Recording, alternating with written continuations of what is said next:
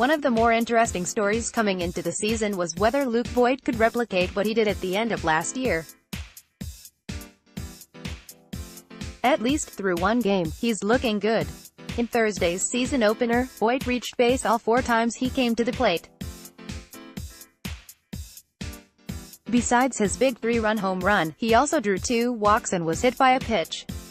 He and Masahiro Tanaka were the big stars in the opening day win over the Orioles. As impressive as Voit's season opener was, you would be hard-pressed to put it on any list of best-ever opening day performances. So let's take a look at the ones you could. The most notable thing about Voit's day was that he reached base every time he came to the plate. Reaching 4 out of 4 times is really good, but it isn't the Yankees' opening day record. The Yankees started the 2006 season in Oakland against the Athletics. The game was never in doubt after the second inning, thanks in part to Hideki Matsui's big day. The Yankees' left fielder led off the second inning with a walk, and then came home to score on a Bernie Williams single a couple batters later. The Yankees knocked out Barry Zito and ended up batting around in the inning, and Matsui reached again on a single. In the fourth, he added a 3-run home run, taking the Yankees' lead to double-digit runs. Matsui recorded a 4th RBI in the 5th inning on a single. He ended his days with a single in the 7th and then a walk in the 8th as the Yankees won 15-2. That gave Matsui a final line of 4 for 4 with 2 walks and 4 RBI. Reaching base a perfect 6 times, without reaching on an error, is tied for the 27th best in baseball history, and 3 off the all-time record of 9. It's tied for the best-ever performance on opening day.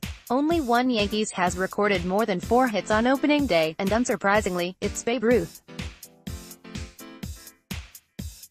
A couple weeks ago, I wrote about Ruth's struggles to open the 1920 season, but he made sure the same would not happen the following year. The then Philadelphia Athletics arrived in New York to start the 1921 season, but they were also summarily dispatched by the Yankees that year. Ruth starred in the game, going 5 for 5 with 2 doubles and 2 RBI.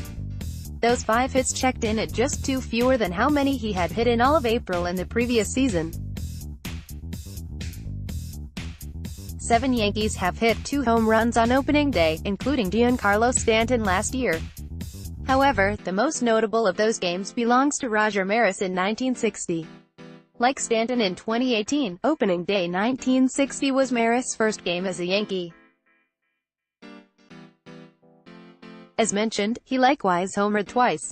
Hitting in the top spot in the lineup, Maris also led off the game with a double, hit a separate RBI double, and also walked.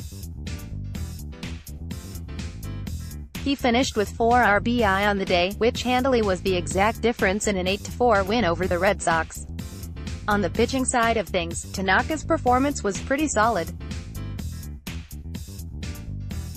He went just 5.2 innings, partly because he put some runners on in the 6th, but partly because it's opening day. Knowing what we know now about injuries, it's also good to not push it needlessly in the first game of the season.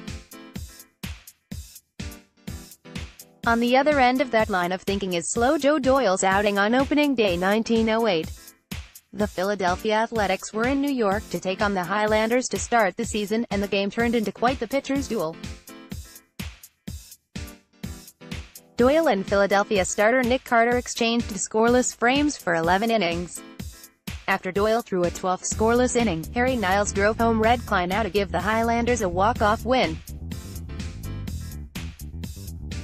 Unsurprisingly, that is one of the longest opening day outings ever.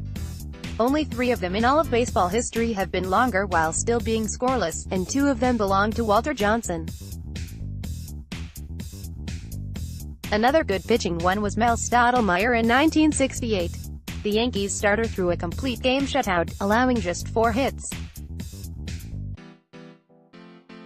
Aggressively, he did all that while protecting a 1-run lead, which the Yankees took way back in the second inning.